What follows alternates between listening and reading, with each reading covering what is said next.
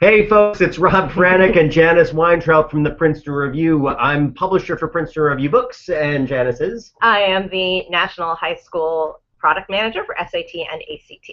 And we are here to talk to you today directly about some of the questions that we heard from students, parents, and counselors about the redesigned SAT. So we wanted to start off by putting to bed any myths around the new test that's going to start again in 2016. Who it will affect, when it will affect those students, and run down some of the things that we heard from our releases from the releases from College Board just yesterday, the 16th of April. So, Janice, let's start off with March 5th of this year, 2014, when College Board first announced that they were going to make some changes on the SAT. Just let's run down those changes very quickly, and then let's talk, sort of more in depth about some of the things that we heard yesterday on actual question types. Fair enough? Absolutely. So on March 5th, we learned quite a bit about what is changing with the redesigned SAT. Okay. Again, that will debut in March of 2016. So I want to, at the outset, remind people that if they are currently sophomores or juniors in high school, that's 10th or 11th grade now, none of these changes will affect them. All of these changes will only start to impact students who are currently in 9th grade or younger. Got it. So some of the big changes. First of all, the scoring. Yes. Right? Back in 2005, when the test changed, it went from a 1,600-point scale to a 2,400-point scale, and that's what we've known for the last 10 years. Right. We are now going back to a 1,600-point scale for the math section and the language and writing section. Each of those will be out of 800. There will still be an optional essay, and that's a change, the essay becoming optional, and that will be scored separately. So scoring, one big change. Okay. Another big change is that when you take the math and the reading and writing sections together, those are going to be 3 hours. Currently, the SAT altogether without breaks is 3 hours and 45 minutes. Okay. However, when you add in that optional essay, the time for that essay is actually doubled. Right now in the current SAT, it's 25 minutes. On the redesigned SAT, it's going to be 50 minutes. When you put all that together, the redesigned SAT is going to be close to 4 hours, 3 hours and 50 minutes long. So that sounds like a marathon exam. It absolutely is. And students need to learn how to prepare themselves, not just in terms of how to crack the problems, but physically how to prepare themselves to be mentally acute for that long a period of time. I don't know about you, but I don't like to do anything except maybe sleep for 4 hours at a time. Even the thought of a 4-hour movie is a little frightening. Right, and I totally hear you. And Janice and I, and we have 4,000 teachers at Princeton Review, all of us have been teaching for a long time. SAT, ACT, lots of other standardized tests under the sun, and that whole idea of stamina is one thing that we instill in any of the students that come through our classrooms, online classrooms, tutoring environments, and so on, is that understand the environment that you're in, understand the timing and pacing that is essential for you to perform well. We could talk about those things more in depth, but I know that that's the things that we talk about right now, specifically for ACT students and others, and we'll put those same lessons from a strategy point of view into our new SAT classes. Some of the other big changes that folks need to know about. The test is going to be offered in 2 formats. The familiar paper and pencil version is not going away. That will still be available. But College Board has said that they will make a computer-based test option available. There was not much detail yesterday about what that computer-based option is going to look like. Okay. But College Board has said that that will be a format available to students. Got it. Another big change. Currently, students are allowed to use calculators on any of the math sections of the SAT. Okay. On the redesigned test, there are going to be 2 separate math sections, one of which students will be allowed to use calculators. The other section, students will not be allowed to use calculators. Got it. So students need to make sure that they've got their basic math skills set in order to do their best on that section that does not allow calculators. One of the things that we've been asked, and we've seen in media stories around the new SAT, is that idea of the vocabulary that's currently on the SAT becoming more vernacular and a little less obtuse. Can you walk us through that? Is it really that simple, or what are the nuances beyond that vocabulary? Sure. Yeah. I've seen those headlines as well, right? Yeah. So the quote-unquote SAT words are going away. That doesn't mean that they are not going to continue testing vocabulary. Okay. They are. They're claiming that the vocabulary that they'll be testing will be more like the kind of words that students will encounter in real life or in college. Okay.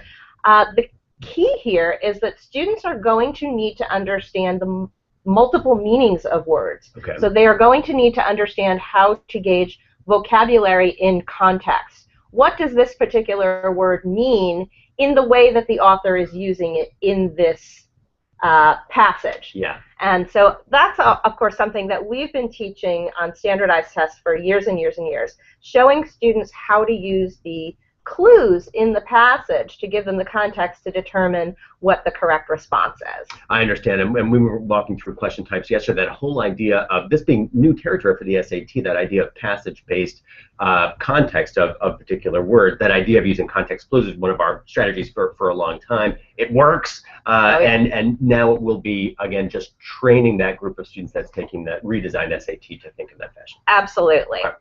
Another big change is that currently when you get a multiple choice question wrong on the current SAT, they take off 1/4 of a point, which makes it sometimes difficult for students to decide when to guess. Okay. Imagine if you were playing basketball and every time you took a shot, they took off points. You'd have to be very careful about when you took a shot. Well, they've changed it on the redesigned SAT to match the policy on the ACT, which is that they will no longer take off any points for incorrect answers. That doesn't mean that we're going to recommend that every student try to work out the answer to every question, but it does mean that students have the freedom now to take a guess even when they can't eliminate any answer choices because they'll have nothing to lose. So that's a win for students. Got it. Totally sounds like a win as well. Okay. When we were talking before this discussion, we were talking about the idea, again, of stamina and the amount of time that students have for each section. You gave some good examples. Maybe just run down some of those things for us. The amount of time and the amount of questions that a student will typically have for the redesigned SAT. Absolutely. So in the current SAT, there are sections that are 25 minutes, 20 minutes, and 10 minutes. Okay. So 10 sections, but each of them relatively short. Okay. The redesigned SAT is going to become much more like the ACT in that there will be fewer sections, but they will be longer blocks of time and a lot of questions in those long blocks of time. So for example, on the language and writing section of the redesigned SAT, you'll have 35 minutes for the section, 44 questions to answer in that 35 minutes. That's a lot of questions. A lot of questions. It's a lot of questions for students to be able to answer accurately in the time given, which means pacing is going to become so much more important, like it is on the ACT today. Got it. Got it. Okay. Some of the other things that we've been talking about here at the Princeton Review since March 5th, since the changes were announced formally, is the idea of how admissions counselors and committees are going to use either the redesigned SAT score for that incoming or for that class that is currently freshman in high school.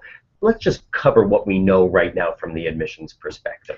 Absolutely. So College Board will be providing admissions offices with a comparison chart for current SAT versus redesigned SAT. Okay. All colleges will accept either the current SAT or the redesigned SAT. So students who are now in 9th grade, when they are juniors in 11th grade, they'll have 4 opportunities to take the current SAT if they choose to do that. Okay. Starting in March of their junior year is when they'll be able to start taking the redesigned SAT. Students will have a choice. They could take only the current version, only the redesigned version, or both, depending on what they think is best for them. And then, of course, they also have the option of the ACT. All tests are accepted by all colleges. The question that we have now is whether there is a student who would take the current SAT as a 10th grader and whether that would be accepted by admissions offices. The other big question that we have is which colleges are going to want the essay. The essay is now optional. What we're likely to recommend to students is that if they're going to take the redesigned SAT, that they take it with the essay. Chances are that they'll be applying to at least one school that will want it, and it would be a big shame if a student went and took the test and then found out that the college that they want to go to requires the essay and they had to go in and repeat the whole test just to take the essay. Yeah. So that's the advice that we give students today with the ACT. It's always had the optional essay. But of course, you're going to be doing that survey of admissions officers, so we'll be getting more detailed information from them about what it is that they'll be looking for and how they will be assessing the redesigned test. And we'll be posting those changes. As Janice is saying, we're in a pretty unique position at the Princeton Review. We reach out and create a lot of guidebooks, certainly information on our website for a little just shy of 2,000 four-year undergraduate schools, and we have access to so many admissions counselors and committees, so we are doing an anecdotal survey, or I mean, a qualitative survey at first, probably not anecdotal, a qualitative survey at first, asking those admissions offices how they're going to respond to the SAT, as Janice is suggesting. The writing section, the honoring of the SAT that is the current version as well as the redesigned version, and then how will they treat students that are younger than freshmen in high school if they want to take those exams. So these are unknowns right now. Our commitment to folks at Princeton Review, anybody watching our Google Hangout or certainly where it lives on our YouTube page and online, our commitment to you is to make sure that we're surveying this information now, packaging it up, and giving that information directly back to you. Information will be on our Princeton Review page for SAT changes, as well as throughout our website. Absolutely. When we were, I want to make sure that we've covered everything around the admissions discussion. We certainly covered the idea of writing samples. Okay. Oh, first products that are going to be out for Princeton Review. So for those students that are currently freshmen in high school, what is the first time Princeton Review books and courses, online, offline, are going to be available? Sure. We intend to have those available for students who are currently in 9th grade to start preparing no later than spring of 2015, so that they'll have a full year before the first administration of the new SAT. And of course, we also want to mention that the first administration of the new PSAT will actually be in October of 2015, so before the redesigned SAT.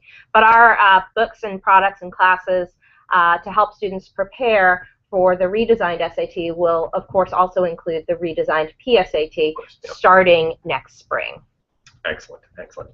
One last thing before we close up. We have a series of free practice tests and other free resources for Princeton Review. Why don't you just walk us through those things? I know that we put them up on that Princeton Review page for our SAT changes, and that will be up there and continuously up there. Just maybe just walk us through some of the quick things. Absolutely. So for those of you who are in 10th or 11th grade now and need to prepare for the current exams, Princeton Review has free full-length practice PSAT, SAT, ACT tests that anybody is welcome to take. You take it in a live proctored environment, just like the real test, and each student gets an individual score report. You also have the opportunity to speak with one of our advisors to review the report, set up a personal plan for yourself. Everything starts with a personal plan, and then it's based on practice. So for students who want to do that now, they can either call the 800 number, 800-2REVIEW, and find a test near them, or we can mail you a test. Or you can go to our website, princetonreview.com, and sign up for any of our free events. We've got a webinar coming up on Wednesday, the April 23rd, I believe, at 8 p.m. That's also on our website. You can sign up for that. We also run mock classes so that students can see, what does Princeton Review actually do in a classroom? How do we help students prepare for these exams? Not everybody is really familiar necessarily with what test prep is all about. So you can come to one of our free events and really just get a taste of how we help students. Excellent. I think we've covered. Oh, I'm sorry. Go ahead. We will have free practice tests available for students for the redesigned SAT, of course, as well. And if you just stay tuned with Princeton Review, we'll make sure that you get that information as soon as those become available. Excellent. Well, we promise to keep this short and informative. I hope we hit both of our goals. Folks, this is not the last time that you'll be seeing our faces and many other representatives from Princeton Review, both on Google+, as well as living up on our YouTube channel and, of course, princetonreview.com. Thank you. You can always reach out to us, as Janice was saying, through our website, princetonreview.com. Reach out to us directly. Thanks for your time. Hope this was helpful. Take care. Excellent.